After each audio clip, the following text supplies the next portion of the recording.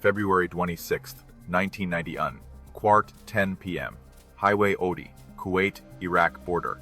A CNN camera rattled in the desert wind as it panned across a road lined with burned-out Soviet-built T-72 tanks. Hulks of steel stretched all the way to the horizon, turrets blown off, tracks twisted, ammunition boxes scattered like scrap.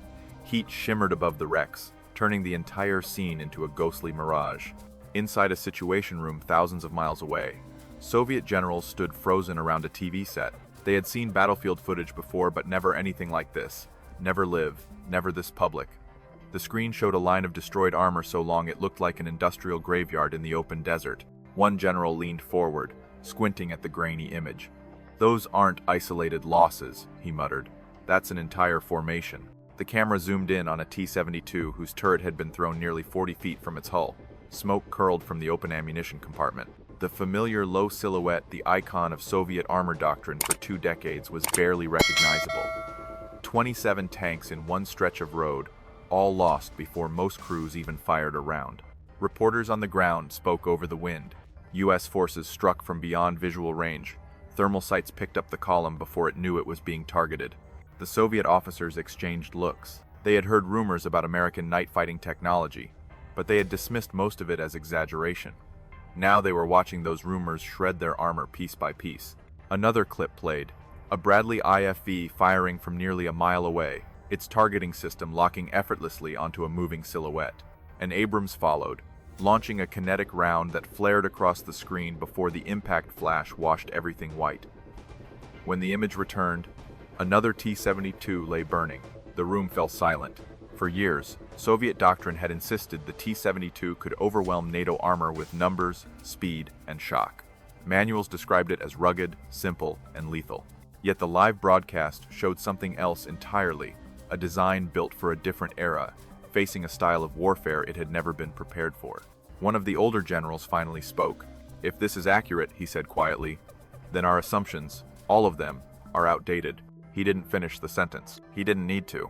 On the TV, the camera continued gliding along the endless road of wrecks, an entire strategy, an entire belief system lying silent in the desert sand. February 26th, 1991, 4:18 p.m. The CNN broadcast shifted to a wider aerial shot that revealed the scale of the disaster unfolding along Highway 80, where the desert wind carved long scars across the sand and carried the smell of burned fuel into the open sky. From above, the wrecked armor looked like a shattered convoy frozen in time, a broken chain of T-72 seconds, BMPs, and support vehicles that had once moved confidently toward Kuwait City, with orders shaped by decades of Soviet-influenced doctrine.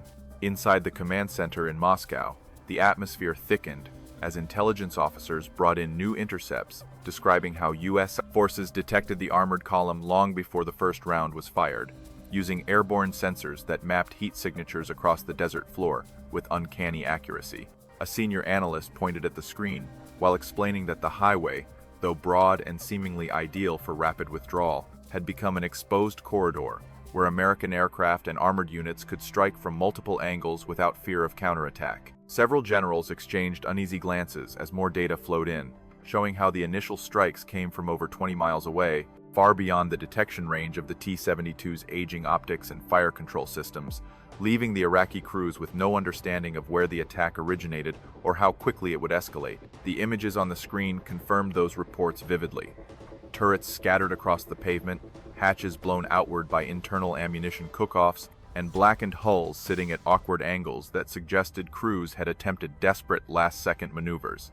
One colonel stepped forward to brief the room, his voice steady but heavy, describing how U.S. armored units, supported by thermal sights and GPS navigation, had maneuvered with precision across the night desert, outflanking the retreating forces and cutting off every possible escape route as the ambush unfolded. He emphasized that once the first vehicles in the column were disabled, the remaining units became trapped on the narrow road, creating a bottleneck that magnified the destructive power of each successive strike.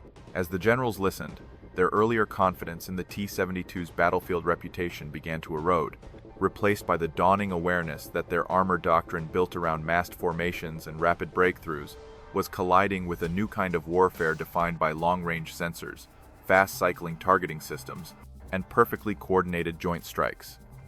The footage reinforced that realization relentlessly, showing U.S. tanks and Bradley vehicles engaging targets at distances where the T-72 crews could neither see nor respond, turning the entire retreat into a one-sided engagement that lasted minutes rather than hours. The room grew quieter as the broadcast returned to ground level, showing a reporter walking between burned-out hulls that still radiated heat, his voice echoing across the open desert as he described the unprecedented collapse of a mechanized force under the pressure of advanced American firepower.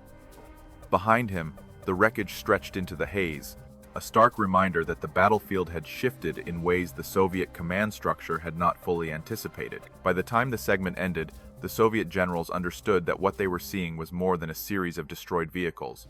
It was a direct challenge to their long-held assumptions about armored warfare, signaling the beginning of a technological and doctrinal divide that would only widen in the years ahead. Inside the Moscow command center, the tension mounted as officers crowded around the primary display wall, where multiple intelligence feeds flickered with conflicting reports that only deepened the uncertainty gripping the room.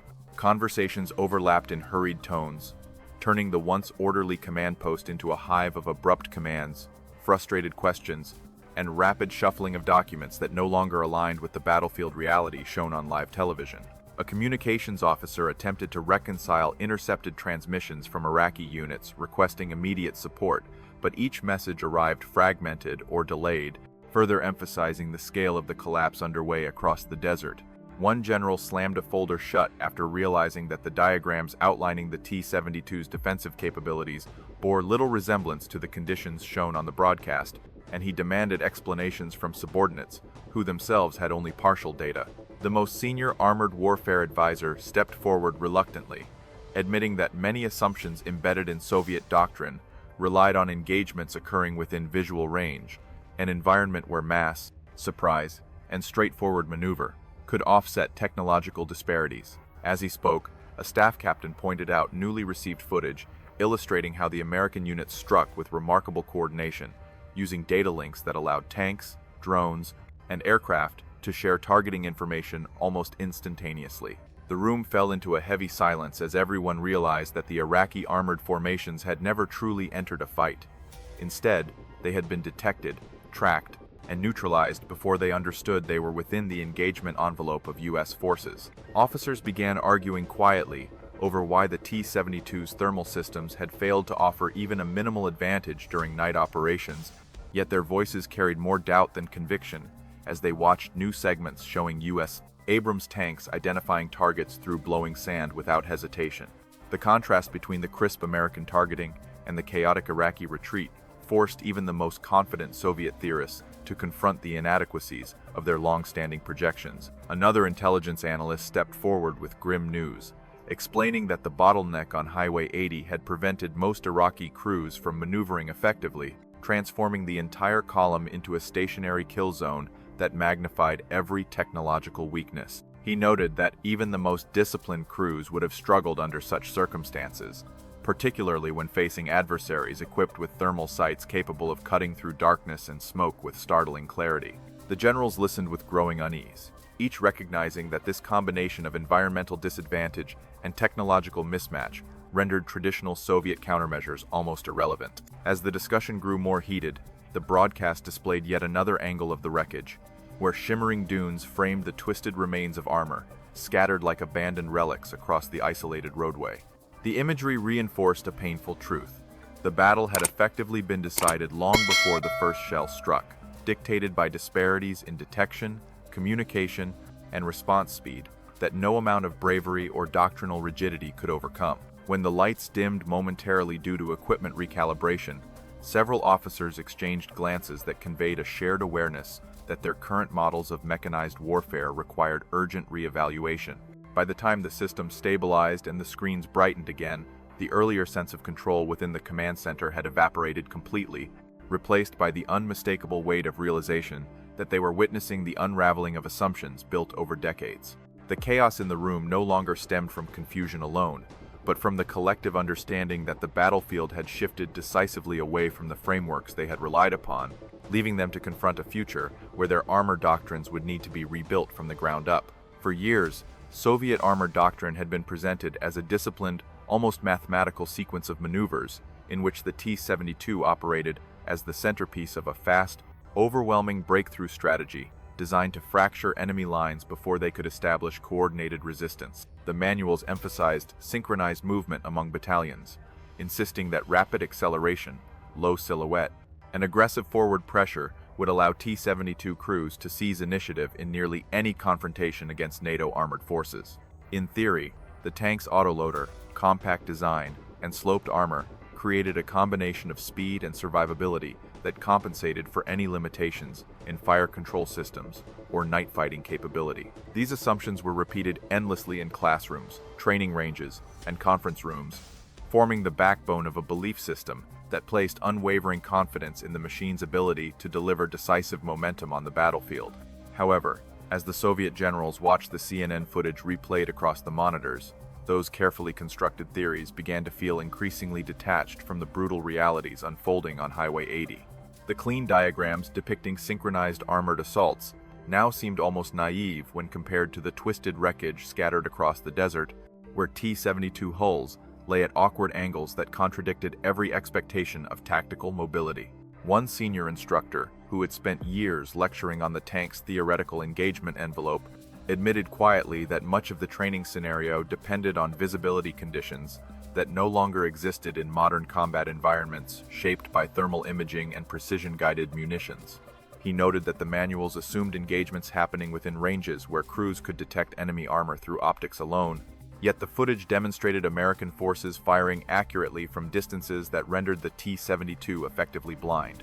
Another officer added that the manuals rarely addressed scenarios where the tank would face opponents operating with real-time digital communication, an element that fundamentally altered reaction speed and situational awareness. The contrast between the doctrine's expectations and the desert's harsh truth became even more apparent, as analysts pointed out how little room the T-72 had for error when engaged from its flanks or rear, vulnerabilities that were supposed to be mitigated through coordinated movement that never materialized. The theoretical advantage of a compact turret and simplified loading mechanism meant nothing once the tank became stationary, especially when ammunition was stored in exposed positions around the turret ring, turning every successful penetrating hit into a catastrophic internal detonation. Even the vaunted autoloader, long praised as a technological equalizer, proved irrelevant when the tanks were destroyed before completing a single firing cycle. As the broadcast continued showing turret caps launched skyward by ammunition cook-offs, the gap between the idealized T-72 described in Soviet manuals and the wrecked machines lying on the highway widened into an undeniable chasm. The manuals had envisioned a fast, coordinated spearhead that would overwhelm opponents through sheer momentum, but the reality illuminated by the live footage showed a vulnerable, technologically outdated platform struggling to survive against adversaries who could see farther, react faster, and strike with unprecedented precision.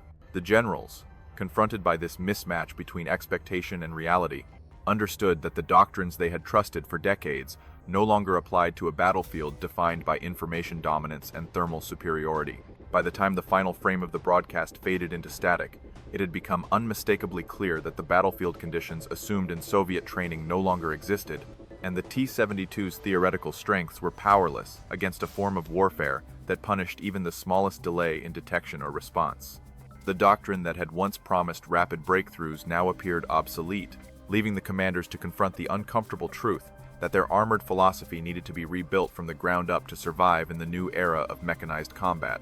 Although the manuals had long insisted that the T-72's design compensated for its technological limitations, the Soviet generals now recognized that the tank's most critical weaknesses were embedded deep within the very architecture that once symbolized its efficiency. The ammunition carousel, celebrated as a compact and elegant solution to reduce crew size and turret profile, created an unavoidable vulnerability that transformed every penetrating hit into a catastrophic internal blast capable of ejecting the entire turret. Engineers had repeatedly warned that storing propellant charges around the crew compartment introduced unacceptable risk, yet those concerns were dismissed for decades in favor of maintaining high production speed and standardized logistics. As analysts reviewed more footage, they noted that many T-72 seconds appeared to have been struck before crews completed even the most basic defensive actions, suggesting that reaction delays were not the fault of training but inherent limitations in the tank's optics and fire control systems. Night engagements,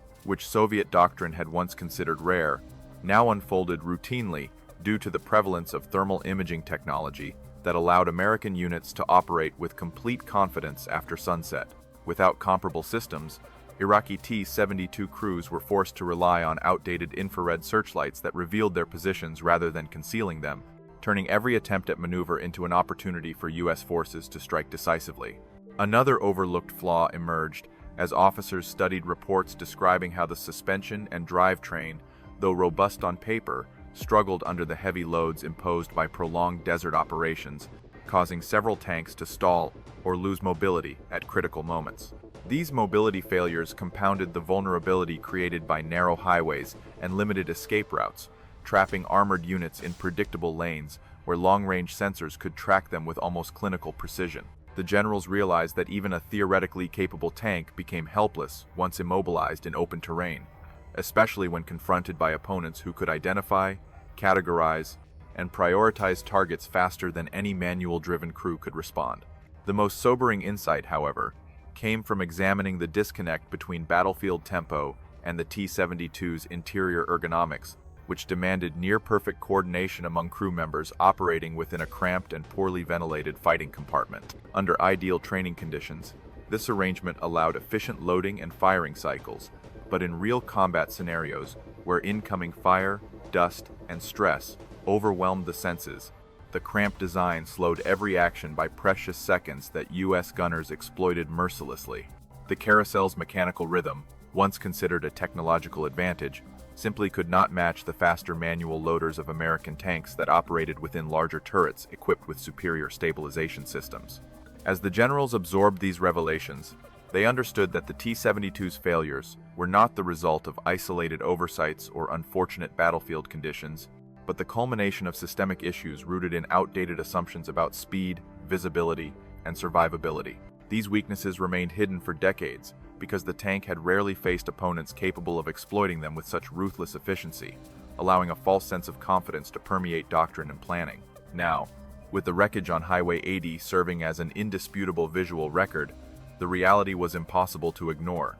The T-72 had been engineered for a type of warfare that no longer existed, leaving its crews dangerously exposed in a battlefield dominated by information, sensors, and precision.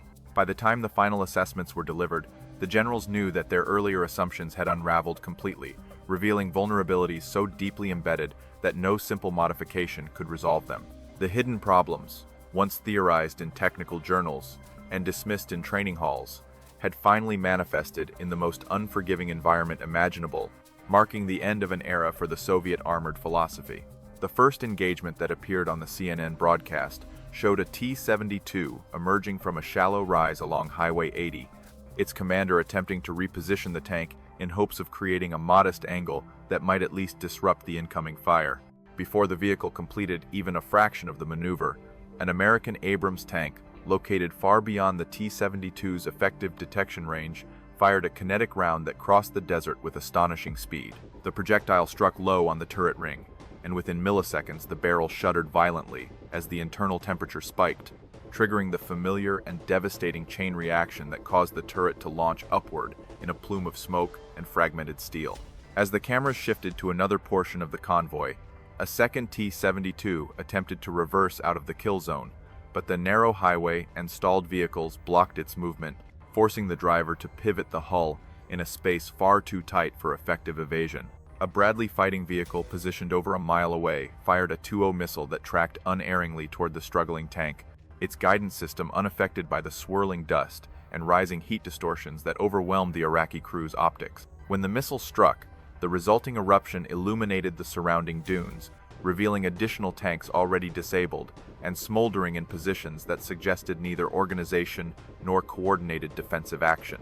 The broadcast then displayed a series of rapid engagements captured from aerial footage, each demonstrating the same predictable pattern that analysts in Moscow recognized instantly: detection from long range, precise target identification, coordinated multi-platform strikes, and near-simultaneous destruction of tanks unable to return fire. One general quietly observed that the T-72 crews appeared to be reacting several seconds too late during each engagement, a delay explained by the simple yet devastating reality that American thermal sights allowed gunners to track turret movements before the Iraqi crews even realized they had been targeted. The tank's attempts to respond resembled instinctive flinches rather than deliberate actions, highlighting a complete mismatch in reaction cycles.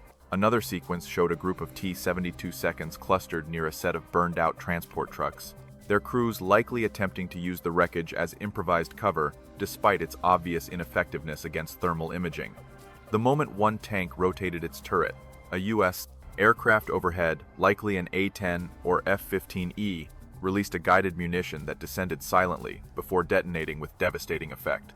The explosion sent a shockwave across the sand, flipping nearby debris and briefly obscuring the entire scene in a cloud of thick black smoke that rose like a signal of defeat, visible for miles. As the haze cleared, the camera zoomed in to reveal the familiar sight of another turret blown several yards from its hull, resting at an unnatural angle that conveyed the violence of the internal ammunition detonation. Soviet generals watched in silence as this pattern repeated again and again, crews attempting to maneuver, tanks struggling to align their guns, and every defensive action overwhelmed by precise strikes delivered with almost clinical efficiency.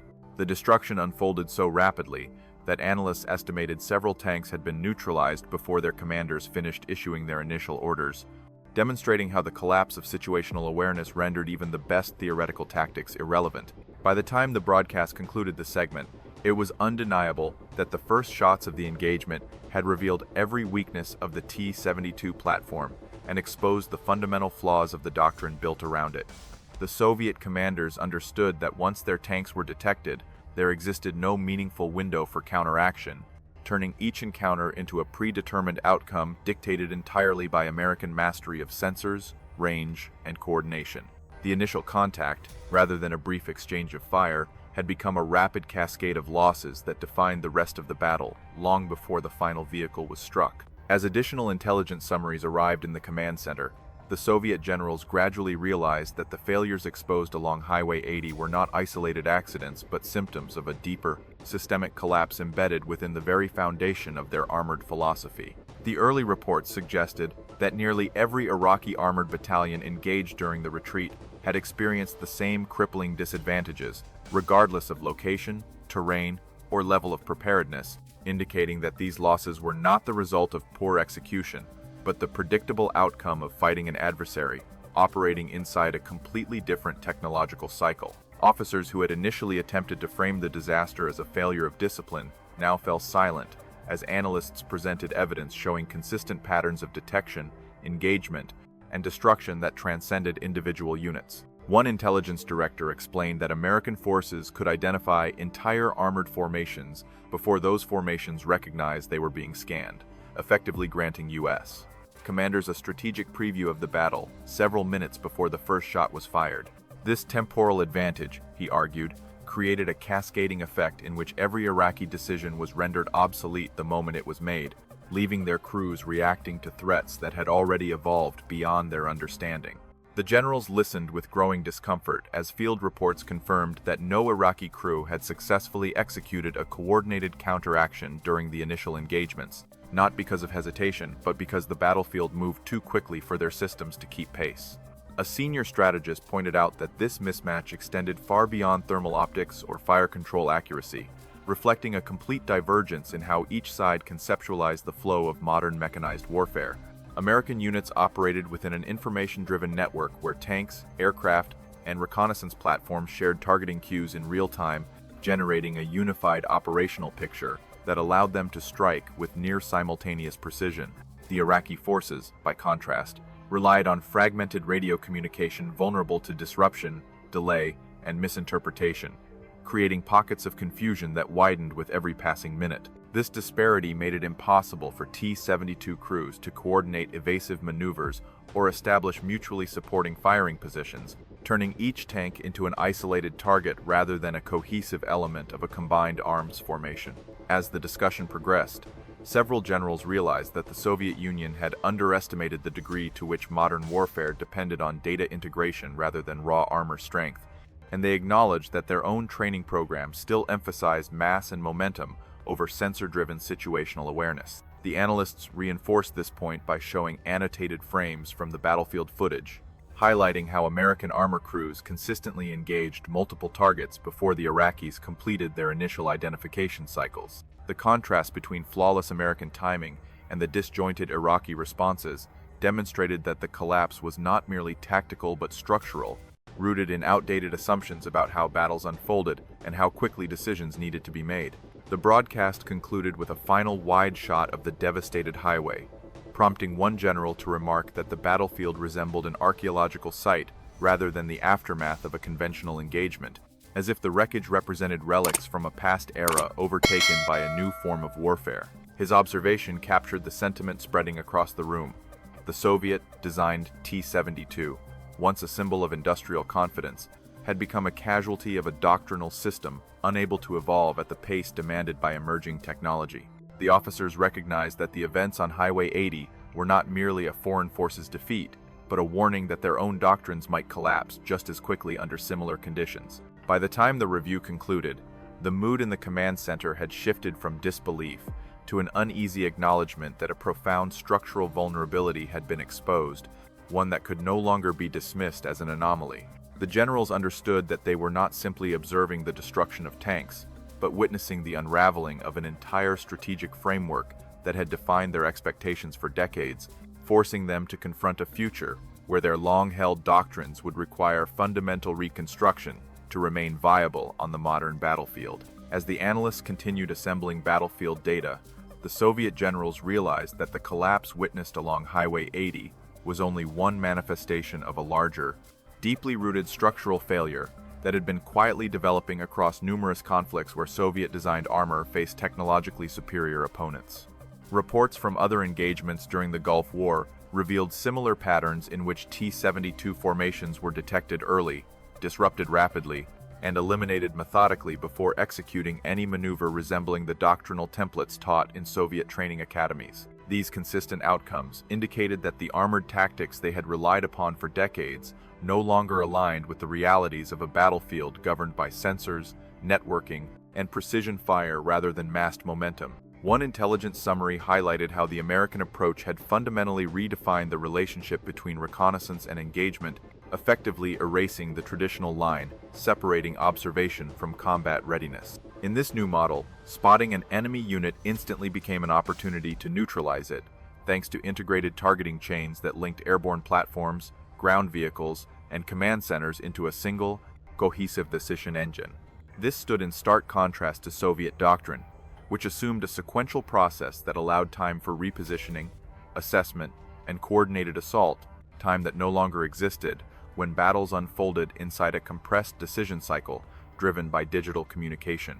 Another officer pointed out that the increasing lethality of long-range kinetic penetrators meant that armor thickness, once a defining characteristic of superiority, no longer offered reliable protection against contemporary firepower. He emphasized that even the T-72 variants, equipped with reinforced front plates or applique armor, were defeated by rounds traveling at velocities the original designers had never anticipated. This revelation struck at the core of Soviet industrial philosophy, which had long prioritized ruggedness and mass production efficiency over adaptability or sensor sophistication, leaving their armored forces dangerously outmatched when technological escalation accelerated beyond predicted timelines. The generals were further unsettled by reconnaissance reports indicating that Iraqi units had attempted several doctrinally correct maneuvers, such as shifting to echelon formations and redistributing vehicles across wider frontage, but these adjustments provided no meaningful advantage because American thermal surveillance immediately detected and countered every movement. This raised an alarming possibility that no amount of crew discipline or battlefield improvisation could compensate for the structural disadvantages built into the T-72's design and the doctrinal assumptions underpinning its use. The tank, once a symbol of Soviet capability, had effectively become a liability in environments where control of information flow mattered more than the sheer number of armored vehicles on the field.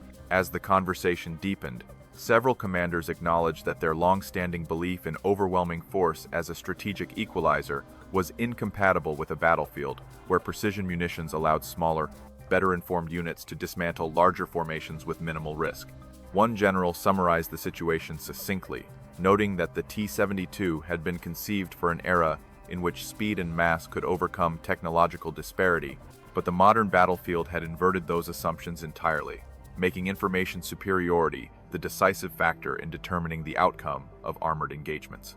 His statement resonated across the room, prompting a collective recognition that the foundational principles guiding Soviet armored doctrine could no longer be defended as viable or contemporary. By the time the final assessments were compiled, the generals understood that they were not simply confronting a tactical failure, but facing a strategic turning point that demanded a complete re-examination of how armored forces should operate in an age defined by rapid detection, long-range precision, and integrated command systems. The collapse visible on Highway 80 represented more than the destruction of individual tanks. It symbolized the unraveling of an entire doctrinal tradition that had shaped Soviet military thinking for generations. The implications were profound, signaling that the armored philosophies forged during the Cold War were now obsolete, and only a fundamental conceptual transformation could prevent similar catastrophes in future conflicts. In the hours that followed, the analysts compiled archival combat records, revealing that the catastrophic losses seen during the Gulf War were not unprecedented anomalies, but rather the culmination of trends visible in several earlier clashes, where Soviet-designed armor encountered opponents equipped with superior sensors and fire control systems. These records demonstrated repeated patterns of T-72 units struggling to detect enemy vehicles at meaningful distances, often engaging only after sustaining initial hits that compromised both morale and battlefield cohesion. Such engagements occurred across multiple regions and under diverse conditions, suggesting that the tank's performance issues were not the result of environmental disadvantage, but inherent limitations within the platform itself. One detailed report from the Iran-Iraq War highlighted several engagements where Iraqi T-72s failed to counter Iranian Chieftain tanks despite numerical superiority, a discrepancy explained by the Chieftain's more advanced optics and stabilized firing systems that allowed accurate shots at ranges the T-72 could not effectively match. Another archive described encounters in the Lebanon conflict, where export variants of Soviet armor were disabled by lighter, more maneuverable Western platforms that leveraged superior situational awareness to dictate the terms of combat. Although these earlier battles did not receive the same global attention as the televised destruction on Highway 80, they provided clear statistical patterns indicating that Soviet-designed tanks struggled whenever technological parity was absent. As the analysts overlaid these historical datasets onto the real-time footage displayed in the command center, the correlations became impossible to ignore, revealing a consistent mismatch between doctrinal expectations and battlefield outcomes. The data showed that T-72 formations suffered disproportionately high casualty rates whenever forced into engagements beyond the narrow parameters assumed by Soviet manuals, particularly when facing adversaries capable of exploiting long-range sensors or delivering precision strikes. Even in cases where crews displayed commendable discipline and executed maneuver tactics flawlessly, their efforts were negated by the simple fact that they could not see their attackers soon enough to respond effectively. A statistical summary presented to the generals indicated that in multiple past conflicts, the majority of T-72 losses occurred before the tanks fired their first shot, reinforcing the grim reality that reactive armor, strength, or autoloader speed mattered little when the vehicles were targeted and destroyed from beyond visual range. The analysts further emphasized that in nearly every documented case, the presence of integrated reconnaissance networks on the opposing side magnified the T-72's vulnerabilities, transforming tactical shortcomings into strategic liabilities. The implication was clear. The failures on Highway 80 were not sudden revelations, but the predictable result of a decade-long pattern hidden beneath fragmented battle reports and overshadowed by victories in less technologically demanding environments. One general, reviewing the compiled figures, noted that the attrition curves mirrored those observed in historical simulations conducted by Western militaries, simulations that had long predicted the vulnerability of Soviet armor under modern combat conditions. His comment carried a mixture of frustration and resignation, as it implied that adversaries had understood these weaknesses more clearly than the Soviet command itself. This realization prompted a deeper reflection on how institutional biases and over-reliance on theoretical models had allowed critical vulnerabilities to remain unaddressed for years within the Soviet defense establishment. By the time the final historical assessments were completed, the narrative was undeniable. The collapse seen on Highway 80 had been forecast repeatedly through real-world engagements, statistical analyses, and technological evaluations that all pointed toward the same conclusion. The destruction of the T-72 fleet was not a sudden failure, but the culmination of long-standing vulnerabilities exposed by an opponent operating at the forefront of sensor-driven warfare.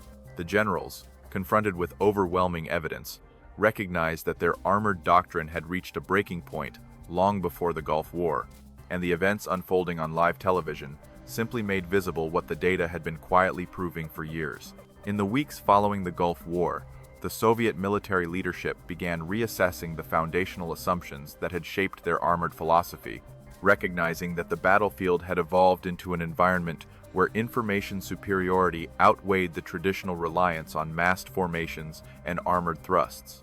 Engineers who once championed the T-72's compact frame and simplified mechanisms now admitted that the tank's core design principles, while efficient during the Cold War, had become liabilities in an age defined by long-range sensors, stabilized fire control systems, and digital communication networks. This realization prompted a series of urgent reviews that sought to understand how such profound disparities had emerged between Soviet armor and the modernized systems fielded by their Western counterparts. Initial committees concluded that the most significant lesson from Highway 80 was not the destruction of individual tanks, but the collapse of a doctrinal model, unable to integrate rapidly advancing technologies into its operational planning. They argued that future armored platforms would require far more than improved armor thickness or increased engine power, emphasizing the need for advanced optics, thermal cameras, active protection systems, and integrated battlefield networks that could synchronize actions across multiple units with minimal delay. Without such capabilities, even the most heavily armored vehicle would remain vulnerable to opponents who could observe, target, and strike from distances that invalidated traditional notions of engagement timing. Senior strategists also highlighted the psychological dimension of the conflict, noting how the visibility of the defeat broadcast globally in real time magnified its strategic consequences by exposing vulnerabilities that potential adversaries could now study extensively. This transparency forced the Soviet leadership to acknowledge that modern warfare no longer allowed weaknesses to remain hidden behind internal reports or selectively curated battlefield accounts. The destruction along Highway 80 had become a public demonstration of the obsolescence of certain design philosophies, accelerating the pressure to develop new platforms capable of competing on a technologically sophisticated battlefield. In response, research institutes accelerated development programs that had previously been considered long-term projects, redirecting resources toward next-generation armor concepts, emphasizing modular protection, automated defensive systems, and enhanced situational awareness. Proposals for improved command and control architectures gained new urgency, with analysts insisting that future armored units must operate within networks that could process and distribute real-time intelligence similar to the systems employed by U.S. forces. The shift signaled a recognition that the decisive factors in future conflicts would center on information processing, target acquisition, and synchronized response cycles, rather than raw firepower or numerical advantage. Several commanders expressed concern that adopting these advanced capabilities would require a cultural transformation within the armored corps, since existing training programs remained rooted in Cold War-era scenarios that underestimated the importance of sensor-driven decision-making. They argued that crews needed to be retrained to operate in environments where threats could emerge from beyond visual range and where milliseconds, rather than minutes, would determine survival. This acknowledgement marked a significant departure from traditional Soviet doctrine, reflecting a growing awareness that adaptation required not only new equipment but new mental frameworks and operational habits. By the time the reforms were formally drafted, the Soviet leadership had accepted that the events on Highway 80 represented a turning point in the evolution of armored warfare, offering lessons that extended far beyond the tactical failures of a single battle.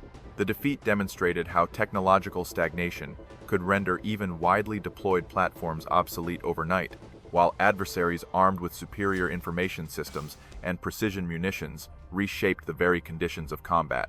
The legacy of that day, captured on grainy television footage and reinforced by subsequent analysis, became a catalyst for doctrinal reformation, an unmistakable reminder that warfare had entered a new era in which the mastery of sensors, networks, and rapid decision cycles defined victory more decisively than armor thickness or barrel length ever could. The more the Soviet generals reflected on the footage from Highway 80 and the extensive analyses compiled in the days that followed, the clearer it became that the lessons of the battle extended far beyond the immediate technical shortcomings exposed in the T-72s' performance. They recognized that the conflict had revealed a deeper truth about modern warfare, showing that the decisive factor was no longer the sheer number of armored vehicles deployed or the thickness of their steel, but the ability to perceive the battlefield clearly and act within its rapidly shifting tempo.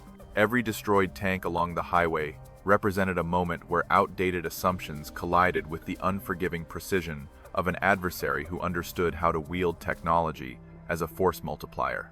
Several commanders admitted privately that their long-standing belief in the power of massed formations had created a false sense of security, blinding them to the reality that information dominance could unravel entire brigades before they had a chance to respond. They observed that American forces had not won through overwhelming numerical advantage, but through a synchronized integration of sensors, communication systems, and firepower that allowed them to exploit weaknesses with near-instantaneous accuracy.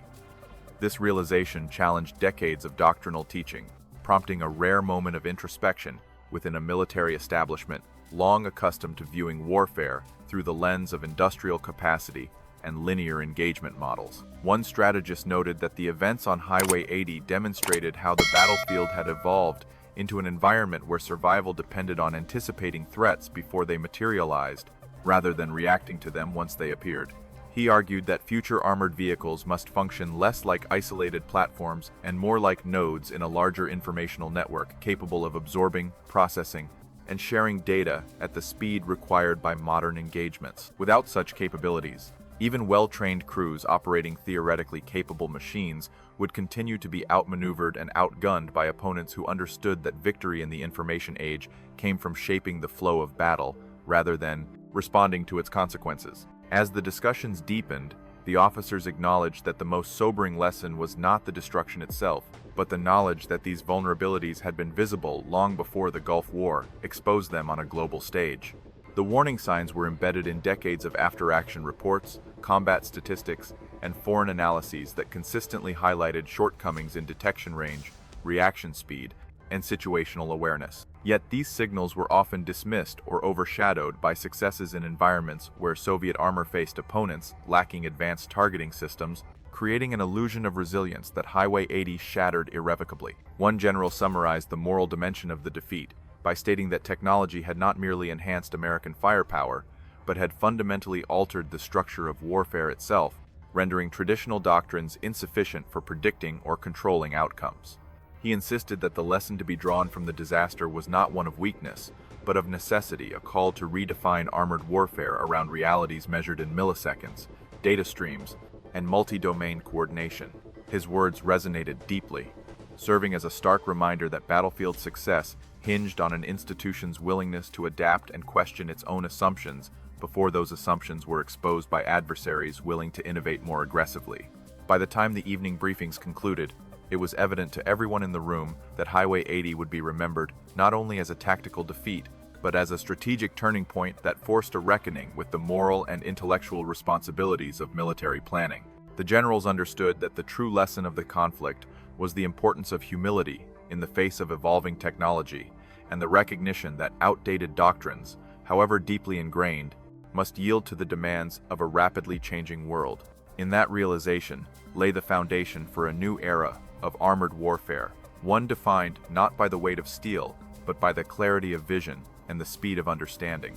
As the final images from Highway 80 lingered on the television screens, the Soviet generals remained silent, each absorbed in the weight of what the devastation implied for the future of their armored forces and the doctrines that had shaped them for decades. The grainy footage, captured in the fading afternoon light, showed rows of scorched T-72 hulls scattered across the desert floor like forgotten remnants of a previous era, their blackened silhouettes stretching toward the horizon in a haunting display of stillness. The reporter's voice faded beneath the desert wind, leaving only the muted crackle of static as the camera drifted over the wreckage with a slow, almost mournful glide. Several officers stood motionless, their reflections faintly visible on the glossy surface of the screen, creating the impression that they too were part of the scene, silent witnesses to a turning point in the evolution of armored warfare.